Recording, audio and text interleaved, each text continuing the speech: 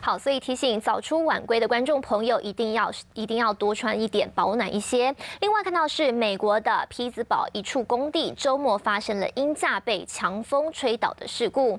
根据目击民众表示，这鹰架倒塌前被风吹得摇摇晃晃，还发出刺耳的声响，没多久就被大风吹得整个倒下来。一辆停在鹰架下方的警车差点就被砸中。警方表示，当天晚上的风力相当强，包覆在鹰架外的塑胶布因风力产生帆船效应的拉扯下倒塌，压坏了3根电线杆，导致部分民宅无电可用，还有10几人被紧急撤离。幸运的是，没有人在事故中受伤。